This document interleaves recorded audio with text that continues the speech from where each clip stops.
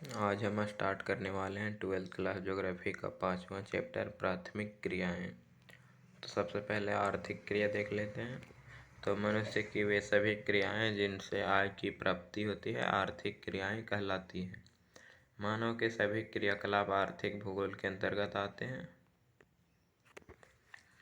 आर्थिक क्रियाओं को 4 वर्गों में बांटा जाता है। पहला प्राथमिक क्रिया, दूसरा द्वितीयक क्रिया, तीसरा तृतीयक क्रिया और चौथा चतुर्थ क्रिया एवं पंचम क्रियाकलाप।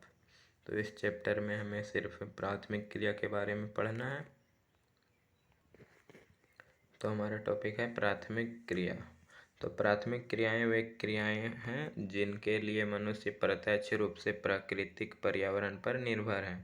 ये आर्थिक क्रियाएं भूमि, जल, खनिज आदि की उपलब्धता एवं प्रकार पर निर्भर करती है। प्राथमिक क्षेत्र में शामिल होने वाले तत्व तो इसमें कृषि, पशुपालन, संग्रहण, आखेट, मत्स्य पालन, लकड़ी काटना, खनन जैसे कार्य आते हैं। मनुष्य के प्राचीनतम व्यवसाय संग्रह तथा आखेट हैं और संग्रहण 3 पैमाने पर किया गया था: जीविकोपार्जन संग्रहण, वाणिज्यिक संग्रहण और संगठित संग्रहण। दूसरा है द्वितीयक क्रियाएं। तो द्वितीयक क्रियाएं मुख्यतः वो विनिर्माण क्षेत्र से संबंधित होती है जहाँ प्राथमिक क्रियाओं से प्राप्त संसाधनों के रूप, आकार, गुणवत्ता तथा मूल्यवान बनाया जाता है। तीसरा है तृतीयक क्रियाएं। तवे क्रियाएं मुख्यतः सेवा क्षेत्र से संबंधित हैं जिनमें वकील, शिक्षक, दुकानदार, व्यापार, बैंक आदि को शामिल किया जाता है। चौथा है चतुर्थक क्रियाकलाप। तो इसके अंतर्गत अवसंरचना, अनुसंधान तथा सूचना आधारित कार्यों से जुड़े होते हैं। प्राथमिक कार्यों में लगे श्रमिक को रेड कॉलर कहा जाता है, द्वितीयक कार्यों में लगे श्रमिक को ब्लू कॉलर कहा जाता है और तृतीयक कार्यों या सेवा क्षेत्र में लगे श्रमिक को सफ़ेद कॉलर कहते हैं। अगला टॉपिक है आर्थिक भूगोल। तो आर्थिक भूगोल मनुष्य की जीविकोपार्जन विधियों में एक स्थान से दूसरे स्थान पर मिलने वाली समानता और विकास का अध्ययन करता है। 1882 में एंड्री की पुस्तक geography the wells and dales यह ज्ञात होता है कि आर्थिक भूगोल का जन्म वाणिज्यिक भूगोल के रूप में हुआ है। 1920 में टायर महोदय ने आर्थिक भूगोल का व्यवहारिक दृष्टिकोण वाला विषय बताया था। जिमरमैन एवं मिचेल ने बतलाया कि मनुष्य का ज्ञान ही सबसे बड़ा संसाधन है। द्वितीय विश्व युद्ध के बाद प्रारंभ हुए औद्योगिक क्रांति तथा संसाधनों के अवैध पूर्ण दोहन की अपेक्षा आज आर्थिक भूगोल के अध्ययन में संसाधन उपयोग से अधिक विस्तार और आर्थिक विकास की अपेक्षा पर्यावरण विकास पर जोर दिया जा रहा है। अगला टॉपिक है प्राथमिक क्रियाएं। तो मानव की वे सभी आर्थिक गतिविधियां जिनसे वे अपने जीविकोपार्जन करते हैं और वह प्रकृति प्रदत्त हो, प्राथमिक क्रियाकलाप कहलाता है।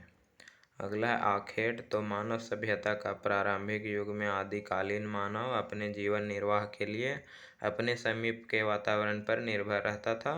उनका जीवन निर्वाह 2 कार्यों द्वारा होता था।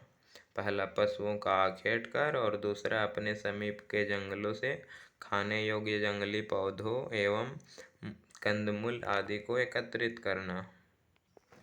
अगला टॉपिक है भोजन संग्रह। तो यह संग्रहण के 3 पैमाने पर किया जाता था। पहला जीविकोपार्जन के लिए संग्रहण, दूसरा वाणिज्यिक संग्रहण और तीसरा संगठित संग्रह। अगला टॉपिक है भोजन संग्रह एवं आखेट को 2 क्षेत्रों में बांटा जाता है। पहला है उच्च अक्षांश के क्षेत्र जिसमें उत्तरी कनाडा, उत्तरी यूरोपीय देश एवं दक्षिणी चिली आता है। दूसरा है निम्न अक्षांश के क्षेत्र जिसमें अमेजन बेसिन, उष्णकटिबंधीय अफ्रीका और ऑस्ट्रेलिया और दक्षिण पूर्वी एशिया। कुछ फैक्ट है जैसे आदिकालीन समाज जंगलों पर निर्भर थे।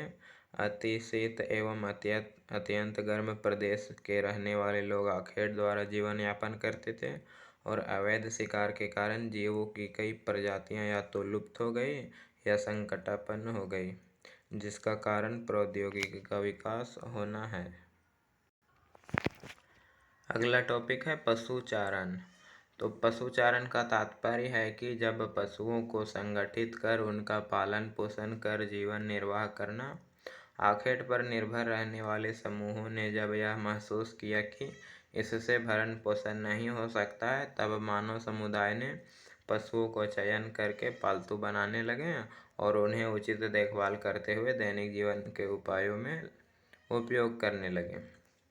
अगला है पशुपालन हेतु आवश्यक दशाएं। तो पशुपालन हेतु कई कारक या घटक प्रभावित करते हैं, जिन्हें हम निम्नलिखित बिंदुओं के अंतर्गत रखकर अध्ययन करेंगे। पहला है जलवायु। तो पशुपालन को जलवायु प्रभावित करता है, क्योंकि भिन्न भिन्न जलवायु प्रदेशों में विभिन्न प्रकार के पशु पाले जाते हैं। जैसे शीतोष्ण एवं उष्ण क्षेत्रों में गाय, बैल, भेड़, बकरी आदि, तथा शीत प्रदेशों में रेंडियर, याक, पोलर बियर, जो ध्रुवीय भालू होते हैं, उसे पाले जाते हैं। दूसरा है विस्तृत चारागाह। तो पशुपालन हेतु विस्तृत चारागाह होना अति आवश्यक है। इसी के परिणाम स्वरूप पशुपालन के विभिन्न प्रकार पाए जाते हैं, जैसे अस्थायी, घुमंतु या चलवासी या ऋतु प्रवास इत्यादि। तीसरा है स्वास्थ्यप्रद पर्यावरण। तो पर्यावरण स्वास्थ्य पर स्वस्थ रहना चाहिए, तभी पशुपालन किया जा सकता है। अन्यथा पशुओं में कई प्रकार की बीमारियां फैल जाती हैं, जिससे उनकी मृत्यु हो जाती है। जैसे ब्राज़ील में बर्नी मक्खी तथा अमेजन बेसिन और अफ्रीका में सीसी मक्खी दोनों घातक हैं। चौथा है स्वच्छ जल।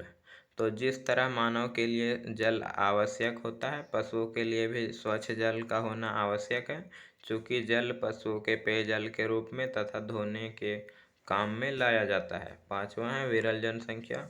तो पशुपालन मुख्यतः विरल जनसंख्या वाले क्षेत्रों में सुचारू रूप से किया जा सकता है, अर्थात इन क्षेत्रों में विस्तृत चारागाह उपलब्ध रहता है तथा एक सदस्य का एक कई मवेशियों को चारे के लिए अधिकृत होता है। छठा है उत्तम नस्ल।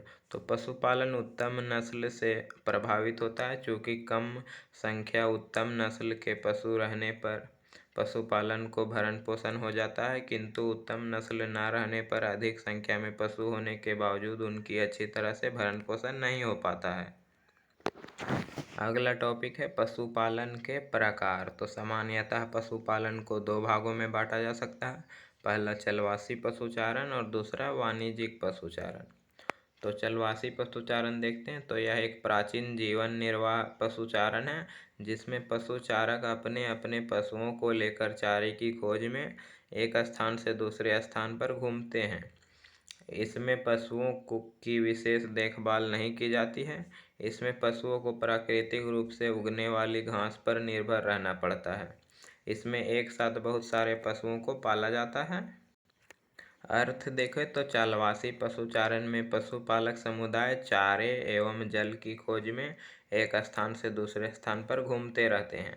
पूंजी की बात करें तो यह पूंजी प्रधान नहीं होता है। पशुओं को प्राकृतिक परिवेश में पाला जाता है।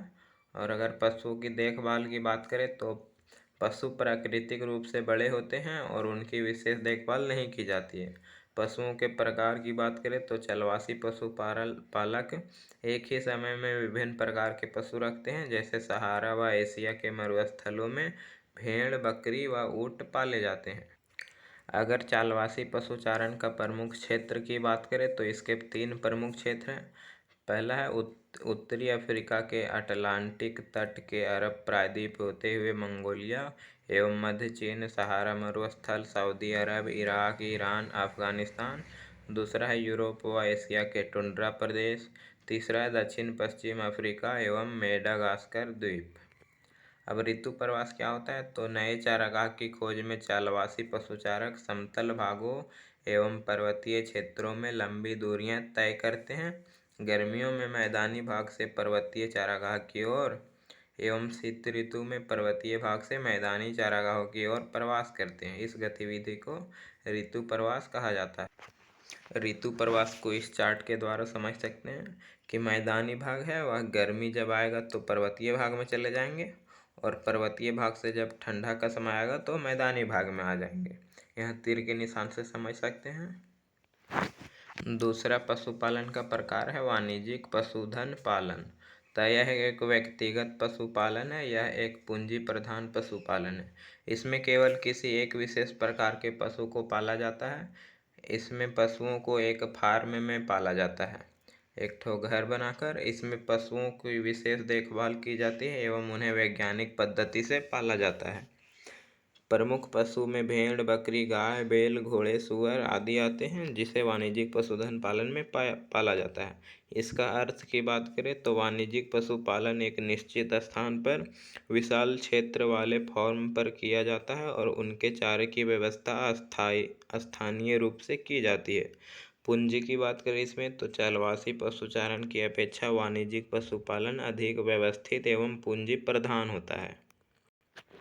अगला है पशुओं की देखभाल। तो पशुओं को वैज्ञानिक तरीके से पाला जाता है और विशेष देखभाल की जाती है। पशुओं की प्रकार की बात करें तो इसमें उसी विशेष पशु को पाला जाता है जिसके लिए वह क्षेत्र अत्यधिक अनुकूल होते हैं। प्रमुख क्षेत्र की बात करें तो पश्चिमी कनाडा, पश्चिमी अमेरिका, मध्य मैक्सिको, अर्जेंटीना के दक्षिणी सीमा, ब्राज़ील का पथरी भाग, अफ्रीका के वेल्ड क्षेत्र घास का मैदान और सवाना उष्णकटिबंधीय और स्टेपीज जो शीतोष्ण कटिबंधीय घास का मैदान है वहाँ, और ऑस्ट्रेलिया एवं न्यूजीलैंड के शीतोष्ण घास क्षेत्र में पाला जाता है, और कैस्पियन सागर के पूर्व तथा अरब सागर के उत्तर का विस्तृत क्षेत्र में वाणिज्यिक पशुधन पालन की जाती है। अब अगला हेडिंग है कृषि। तो कृषि में पहला निर्वाह कृषि होता है। तो इस तरह की खेती जमीन के छोटे टुकड़ों पर होती है। इस तरह की खेती में आदिम औजार और परिवार या समुदाय के श्रम का इस्तेमाल किया जाता है। यह खेती मुख्य रूप से मानसून पर और जमीन की प्राकृतिक उर्वरता पर निर्भर करती है। इस कृषि को मुख्यतः दो भागों में बांटा जाता है। पहला आदिकालीन निर्वाह कृषि या स्थानांतरण कृषि या कर्तन एवं दहन कृषि। दूसरा है गहन निर्वाह कृषि या सघन निर्वाह कृषि। तो अब पहला देखते हैं स्थानांतरण कृषि। तो स्थानांतरित कृषि या स्थानांतरणीय कृषि कृषि का एक प्रकार है जिसमें कोई भूमि का टुकड़ा कुछ समय तक फसल लेने के लिए चुना जाता है। यानी कि कोई एक भूमि का टुकड़ा है उसे कुछ समय के लिए चुना जाता है और उपजाऊपन कम होने के बाद इसका परित्याग कर दूसरे टुकड़ों को ऐसे ही कृषि के लिए चुन लिया जाता है। पहले के चुने गए टुकड़ों पर वापस प्राकृतिक वनस्पति का विकास हो जाता है। यानी कि एक कोई भूमि का टुकड़ा चुना जाता है, उस पर खेती की जाती है और फिर उसमें जब उपजाऊ कम हो जाता है तो उसे छोड़कर दूसरे भूमि का टुकड़ा पर खेती किया जाता है। तब तक उस छोड़ा गया भूमि पर वनस्पति का विकास हो जाता है, यानी कि पेड़ पौधे उग जाते हैं। इस प्रकार की कृषि में क्षेत्रों की वनस्पति को काटा व जला दिया जाता है एवं जली हुई राख की परत उर्वरक का कार्य करती है। इसमें बोए गए खेत बहुत छोटे छोटे होते हैं एवं खेती भी पुराने औजारों से की जाती है। जब मिट्टी का उपजाऊपन समाप्त हो जाता है तब कृषक नए क्षेत्र में वन जलाकर कृषि भूमि तैयार करता है और भारत के उत्तर पूर्वी राज्यों में इसे झूम कृषि कहा जाता है। जो भारत का उत्तर पूर्वी राज्य है वहाँ स्थानांतरण कृषि को झूम कृषि कहते हैं। अगला टॉपिक है उष्णकटिबंधीय क्षेत्रों में इसे विभिन्न नामों से जाना जाता है स्थानांतरण कृषि को। तो झूम कहाँ झूम कृषि बोला जाता है भारत के उत्तर पूर्वी राज्य में, मिला बोला जाता है मध्य अमेरिका और मेक्सिको में, और लादांग जो है सो मलेशिया और इंडोनेशिया में बोला जाता है, रोका ब्राज़ील में बोला जाता है, कोनुको जो है सो वेनेजुएला में बोला जाता है, टावी मेडागास्कर में बोला जाता है, कैगिन है सो फिलीपींस में बोला जाता है, हुमा जावा में बोला जाता है, तुंगिया म्यांमार में बोला जाता है, चेना जो है सो श्रीलंका में बोला जाता है, और पश्चिमी अफ्रीका में लोमन बोला जाता है, और थाईलैंड में तमाराई बोला जाता है। अगला टॉपिक है भारत में झूम कृषि के नाम। तो झारखंड में कुरुआ कहा जाता है, मध्य प्रदेश में बेवार, दहिया और दीवा कहा जाता है, आंध्र प्रदेश में पोडू या मेडा कहा जाता है, उड़ीसा में पामडावी, कोमान या विरिंगा कहा जाता है, भारत का पश्चिमी घाट में कुमारी कहा जाता है, मणिपुर में पामलुक कहा जाता है, असम में झूम कृषि कहा जाता है और केरल में ओमन कहा जाता है। अगला है गहन या सघन निर्वाह कृषि। तो इस प्रकार की कृषि मानसून वाले क्षेत्रों पर की जाती है। जो अधिकांश भाग एशिया के अंतर्गत आता है। इसे भी दो भागों में बांटा जाता है, पहला चावल प्रधान गहन निर्वाह कृषि और दूसरा चावल रहित गहन निर्वाह कृषि। तो पहला देखते हैं चावल प्रधान गहन निर्वाह कृषि। तो इसका अर्थ जो है सो ये इस प्रकार की कृषि में लोग परिवार के भरण पोषण के लिए भूमि के छोटे टुकड़े पर काफ़ी बड़ी संख्या में लोग चावल की कृषि में लगे रहते हैं। यहाँ भूमि पर जनसंख्या का दबाव अधिक होता है। अगर मुख्य फसल की बात की जाए तो जैसा कि इस कृषि के नाम से ही पता चलता है कि इसमें चावल प्रमुख फसल होती है और सिंचाई वर्षा पर निर्भर होती है। खेतों का आकार देखें तो अधिक जनसंख्या घनत्व के कारण खेतों का आकार छोटा होता है तथा खेत एक दूसरे से दूर होते हैं। श्रम की बात करें तो भूमि का गहन उपयोग होता है एवं यंत्रों की अपेक्षा मानव श्रम का अधिक महत्व दिया जाता है। कृषि कार्य में कृषक का पूरा परिवार लगा रहता है और प्राकृतिक खाद में भूमि की उर्वरता बनाए रखने के लिए पशुओं के गोबर की खाद एवं हरी खाद का उपयोग किया जाता है। क्षेत्र की बात करें तो मानसून एशिया के घने बसे प्रदेश में यह की जाता है। दूसरा चावल रहित गहन निर्वाह कृषि। तो इस कृषि में चावल मुख्य फसल नहीं होती है और इसके स्थान पर गेहूं, सोयाबीन, जौ तथा सोरपम आदि फसलें बोई जाती है। यह कृषि उन क्षेत्रों में की जाती है जहां पर चावल की फसल के लिए पर्याप्त वर्षा नहीं होते हैं, इसलिए उसमें सिंचाई की जाती है। इस प्रकार की कृषि में भूमि पर जनसंख्या का दबाव अधिक रहता है। खेत बहुत ही छोटे तथा बिखरे हुए होते हैं। मशीनों के स्थान पर खेती के अधिकतर कार्य पशुओं द्वारा होते हैं।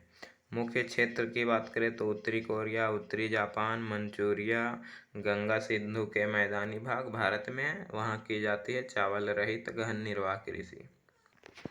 अगला टॉपिक है रोपण कृषि। तो इसका अर्थ जो है सो रोपण कृषि एक व्यापारिक कृषि है जिसके अंतर्गत बाजार में बेचने के लिए चाय, कॉफ़ी, कोको, रबड़, कपास, गन्ना, केले व अनानास के पौधे लगाई जाती है। खेत का आकार देखें तो इसमें कृषि क्षेत्र बागान का आकार बहुत बड़ा होता है। और पूंजी निवेश की बात करें तो बागानों की स्थापना व उन्हें चलाने रख रखाव के लिए अधिक पूंजी की आवश्यकता होती है। तकनीकी व वैज्ञानिक विधि में इनमें उच्च प्रबंधन तकनीकी आधार तथा वैज्ञानिक विधियों का प्रयोग किया जाता है रोपण कृषि में। अगला है एक फसली कृषि। तो यह एक फसली कृषि है जिसमें एक फसल के उत्पादन पर ही ध्यान दिया जाता है। श्रम की बात करें तो इसमें काफ़ी श्रमिकों की आवश्यकता होती है। श्रम स्थानीय लोगों से प्राप्त किया जाता है। परिवहन के साधन देखें तो परिवहन के साधन सुचारू रूप से विकसित होते हैं जिसके द्वारा बागान एवं बाजार भली प्रकार से जुड़ पाते हैं। क्षेत्र की बात करें तो इस कृषि को यूरोपीय एवं अमेरिकी लोगों ने अपने अधीन उष्णकटिबंधीय उपनिवेशों में स्थापित किया था। आगे है इसमें श्रमिक सस्ते मिल जाते हैं। फ्रांसीसियों ने पश्चिमी अफ्रीका में कॉफ़ी एवं कोकोआ की पौधे लगाए थे। ब्रिटेन वासियों ने भारत और श्रीलंका में चाय के बागान लगाए। मलेशिया में रबड़ के बागान और पश्चिमी द्वीप समूह में गन्ना एवं केले के बाग विकसित किए थे। और स्पेन एवं अमेरिका वासियों द्वारा फिलीपींस में नारियल व गन्ने के बागान लगाए गए थे। इंडोनेशिया में एक समय गन्ने की कृषि में हॉलैंड वासियों का अधिकार था। और ब्राज़ील में कॉफ़ी के बागान को फेजेंडा कहा जाता है जो अभी भी यूरोप वासियों के अधीन है। वर्तमान समय में अधिकतर बागानों का स्वामित्व देश की सरकार अथवा नागरिकों के नियंत्रण में है। अगला है विश्व के 4 क्षेत्र रोपण कृषि के अंतर्गत आते हैं। पहला अमेजन व कांगो बेसिन, दक्षिण पूर्वी एशिया का उष्ण क्षेत्र, दूसरा लैटिन अमेरिका, तीसरा मध्य अमेरिका का गिनी तट, चौथा दक्षिण पूर्वी एशिया। अगला टॉपिक है विस्तृत वाणिज्यिक अनाज कृषि। तो इसमें खेतों का आकार बहुत बड़ा होता है। इसमें खेत जोतने से लेकर फसल के काटने तक सभी कार्य यंत्रों के द्वारा किए जाते हैं, मशीन द्वारा। इस प्रकार की कृषि में श्रमिकों का उपयोग कम होता है किंतु प्रति व्यक्ति उत्पादन की मात्रा अधिक होती है। इसमें प्रति मजदूर उत्पादन ज़्यादा होता है। इस प्रकार की कृषि यूरेशिया के स्टेपी, उत्तरी अमेरिका के प्रेयरी, अर्जेंटीना के पंपाज, दक्षिण अफ्रीका के वेल्ड्स और ऑस्ट्रेलिया के डाउन्स में की जाती है। इसकी प्रमुख फसल गेहूं है। इसके अलावा मक्का, जौ, राई, जौ भी की जाती है। अगला टॉपिक है मिश्रित कृषि। तो इस प्रकार की कृषि विश्व के अत्यधिक विकसित भागों में की जाती है। इस प्रकार की कृषि में फसल उत्पादन और पशुपालन दोनों किया जाता है। इसमें खेतों का आकार मध्यम होता है। इसमें अधिक पूंजी लगती है। इसमें रासायनिक खाद का उपयोग किया जाता है। इसमें कुशल श्रमिकों की अधिक ज़रूरत होती है। अगर मिश्रित कृषि में मुख्य फसल की बात करें तो गेहूँ, जौ, राई, जई, मक्का, चारे की फसल एवं कंदमूल होते हैं। प्रमुख पशु की बात करें तो मवेशी, भेड़, सूअर एवं कुक्कुर होते हैं। और मिश्रित कृषि की प्रमुख क्षेत्र की बात करें तो उत्तरी पश्चिमी यूरोप, दक्षिणी अमेरिका का पूर्वी भाग, यूरेशिया का कुछ भाग, दक्षिणी महाद्वीपों के समशीतोष्ण अक्षांश वाले भाग, सस्यावर्तन एवं अंतः फसली कृषि मृदा की उर्वरता को बनाए रखने में महत्वपूर्ण भूमिका निभाते हैं। विकसित कृषि यंत्र, इमारतों, रासायनिक एवं वनस्पति खाद के गहन उपयोग किया जाता है मिश्रित कृषि में। अगला हेडिंग है डेयरी कृषि। तो डेयरी कृषि अपने में पूर्ण आर्थिक क्रिया है। दूध, घी, मक्खन, पनीर, पौष्टिक आहार मिलता है डेयरी कृषि से। डेयरी व्यवसाय दुधारू पशुओं के पालन पोषण का उन्नत एवं दक्ष प्रकार है। इसमें पूंजी की भी अधिक आवश्यकता होती है। पशुओं के स्वास्थ्य, प्रजनन एवं पशु चिकित्सा पर भी अधिक ध्यान दिया जाता है। इसमें गहन श्रम की आवश्यकता होती है। पशुओं को चराने, दूध निकालने आदि कार्यों के लिए वर्ष भर श्रम की आवश्यकता रहती है। नगरीय और औद्योगिक केंद्रों के निकट क्यों की जाती है डेयरी कृषि, उसके बारे में। तो नगरीय और औद्योगिक केंद्र दूध और डेयरी उत्पादों के स्वर प्रमुख उपभोक्ता होते हैं। यह डेयरी उत्पादों को बाजार उपलब्ध कराते हैं और नगर और उद्योग केंद्र में डेयरी उत्पादों की मांग अधिक होती है। अगर हम डेयरी कृषि के प्रमुख क्षेत्र देखें तो पहला है उत्तरी पश्चिमी यूरोप का क्षेत्र, दूसरा कनाडा और तीसरा क्षेत्र न्यूजीलैंड, दक्षिण पूर्वी ऑस्ट्रेलिया और तस्मानिया है। अगला कृषि है भूमध्य सागरीय कृषि। तो इस प्रकार की कृषि का विकास भूमध्य सागरीय जलवायु वाले क्षेत्रों में पाया जाता है। अति विशिष्ट प्रकार की कृषि है यह। भूमध्य सागरीय कृषि खट्टे फलों की आपूर्ति के लिए मशहूर होता है। अंगूर की कृषि इसकी विशेषता है। यहाँ की जलवायु की मुख्य विशेषता यह है कि यहाँ शीत ऋतु में वर्षा होती है और ग्रीष्म ऋतु में शुष्क बना रहता है। अतः मौसम विशेष के आधार पर दो फसलें उगाई जाती है। शीत ऋतु में चना, मटर, गेहूँ, जौ, दलहन, सरसों और आलू उगाया जाता है। जबकि ग्रीष्म ऋतु में अंगूर, जैतून, चीकू, सेब, नाशपाती और किशमिश का कृषि की जाती है। इस क्षेत्र में अच्छे किस्म के अंगूर से उच्च गुणवत्ता के मदिरा का निर्माण किया जाता है तथा निम्न किस्म के अंगूर को सुखाकर किशमिश का निर्माण किया जाता है। अगर भूमध्य सागरीय कृषि की विशेषता देखें तो भूमध्य सागर के समीपवर्ती क्षेत्रों में इसकी कृषि की जाती है। अनसर की खेती मुख्यतः उसने मदिरा बनाई जाती है। अंगूर की कृषि से मदिरा बनाया जाता है जो नशक किया जाता है। शीत ऋतु में यूरोप एवं अमेरिका में फलों व सब्जियों की मांग अधिक होती है, यही से पूरी की जाती है। और अगर भूमध्य सागरीय कृषि की प्रमुख क्षेत्र देखें तो फ्रांस, स्पेन, इटली, पश्चिमी तुर्की, संयुक्त राज्य अमेरिका और कैलिफोर्निया में की जाती है भूमध्य सागरीय कृषि। अगला है सब्जी उद्यान कृषि। तो यह कृषि संभवतः भूमध्य सागरीय कृषि से संबंधित है। इसके अंतर्गत जो भी फसलें उगाई जाती है उसकी मांग नगरीय क्षेत्रों में होती है जिससे नकद मुद्रा प्राप्त की जा सके। जैसे फल, सब्जियां और पुष्प सब्जी उद्यान कृषि में की जाती है। नीदरलैंड पुष्प उत्पादन में विशिष्टीकरण रखता है।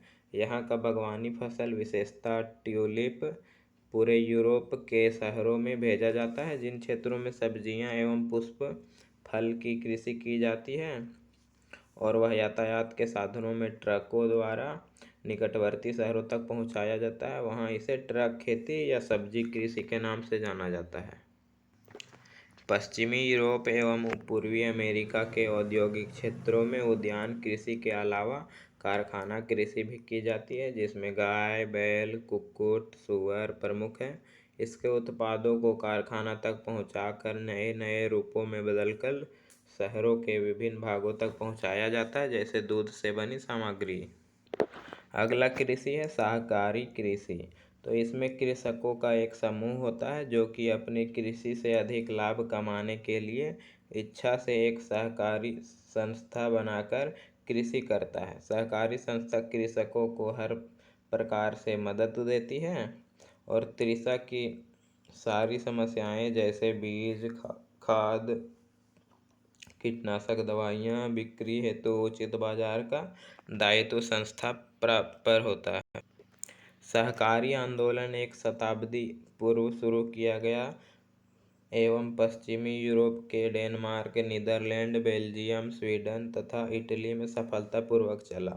सहकारी आंदोलन डेनमार्क में अधिकतम सफल रहा क्योंकि वहां प्रत्येक कृषक इस आंदोलन के सदस्य थे। अगला टॉपिक है सामूहिक कृषि। तो यह कृषि सोवियत संघ में प्रारंभ हुई थी।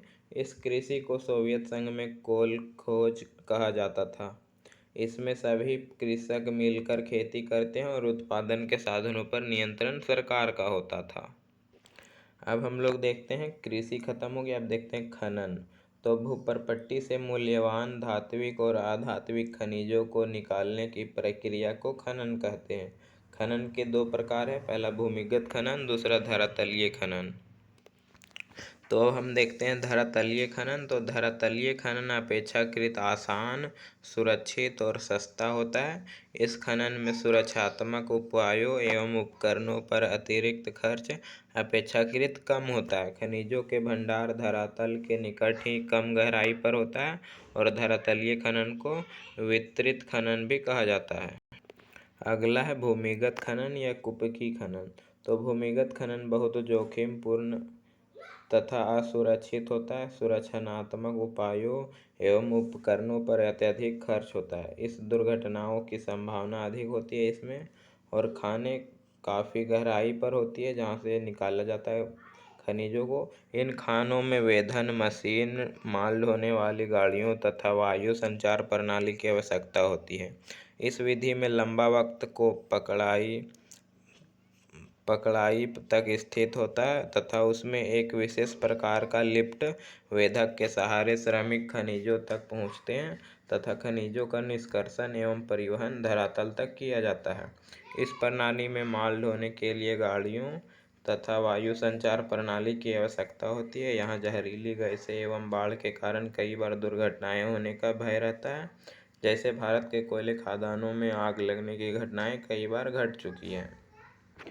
अफ्रीका के कई देश, दक्षिण अमेरिका के कुछ देश तथा एशिया में कुल आय के साधनों का 50% तक खनन कार्य से प्राप्त किया जाता है। इस चित्र में देख सकते हैं, कुपकी खनन जो है सो धरातल के नीचे पाया जाता है और धरातलीय खनन पृथ्वी के सतह के कुछ ही दूरी में पाया जाता है। तो सबसे ज़्यादा खतरा रहता है कुपकी खनन में। अगला टॉपिक है खनन को प्रभावित करने वाले कारक। तो पहला भौतिक कारक है। तो इसमें खनिज पदार्थों का आकार, श्रेणी एवं उपस्थिति की अवस्था को सम्मिलित किया जाता है। खनिजों की अधिक गहराई, खनिजों में धातु की मात्रा का कम प्रतिशत तथा उपभोग के स्थान से अधिक दूरी खनिजों के खनन के व्यय को बढ़ा देती है। दूसरा है आर्थिक कारक। तो इसमें खनिजों का मांग, विद्यमान तकनीकी ज्ञान एवं उसका उपयोग, पूंजी की उपलब्धता, यातायात व श्रम पर होने वाला व्यय आता है। अब कुछ हम शॉर्ट में देख लेते हैं प्रमुख क्षेत्र। तो चलवासी पशुचारण का प्रमुख क्षेत्र है उत्तरी अमेरिका, उत्तरी अफ्रीका, यूरोप, एशिया, टुंड्रा प्रदेश तथा दक्षिण पश्चिमी अफ्रीका। वाणिज्यिक पशुपालन का क्षेत्र देखें तो न्यूजीलैंड, ऑस्ट्रेलिया, अर्जेंटीना, संयुक्त राज्य अमेरिका। आदिकालीन निर्वाह कृषि के क्षेत्र में अफ्रीका, दक्षिण व मध्य अमेरिका का उष्णकटिबंधीय भाग तथा दक्षिण पूर्वी एशिया। विस्तृत वाणिज्यिक अनाज कृषि की क्षेत्र देखें तो स्टेपीज के यूरेशिया, उत्तरी अमेरिका के प्रेयरीज, अर्जेंटीना के पंपास, दक्षिण अफ्रीका के वेल्ड्स, ऑस्ट्रेलिया का डाउन्स तथा न्यूजीलैंड में कैंटबरी घास के मैदान में की जाती है। डेयरी कृषि देखें तो उत्तर पश्चिमी यूरोप, कनाडा तथा न्यूजीलैंड व ऑस्ट्रेलिया में किया जाता है। सहकारी कृषि है जो सो पश्चिमी यूरोप के डेनमार्क, नीदरलैंड, बेल्जियम, स्वीडन तथा इटली में की जाती है। और पुष्प उत्पादन जो है सो नीदरलैंड और ट्यूलिप में की जाती है। उद्यान कृषि जो है सो पश्चिमी यूरोप व उत्तर अमेरिका में किया जाता है। मिश्रित कृषि अत्यधिक विकसित भाग जैसे उत्तरी अमेरिका, उत्तर पश्चिमी यूरोप और यूरेशिया के कुछ भाग में किया जाता है। और सामूहिक कृषि सोवियत संघ के कोल खोज में किया जाता है। अगला टॉपिक है भूमध्य सागरीय कृषि की विशेषताएं। तो यह कृषि भूमध्य सागरीय जलवायु वाले प्रदेशों में की जाती है। यह विशिष्ट प्रकार की कृषि है जिसमें खट्टे फलों के उत्पादन पर विशेष बल दिया जाता है। यहाँ शुष्क कृषि भी की जाती है। गर्मी के महीने में अंजीर और जैतून पैदा होते हैं। शीत ऋतु में जब यूरोप एवं संयुक्त राज्य अमेरिका में फलों एवं सब्जियों की मांग होती है तब इसी क्षेत्र से इसकी आपूर्ति की जाती है। इस क्षेत्र के कई देश में अच्छे किस्म के अंगूरों से उच्च गुणवत्ता वाली मदिरा यानी कि शराब का उत्पादन किया जाता है। इस तरह चैप्टर समाप्त हुआ।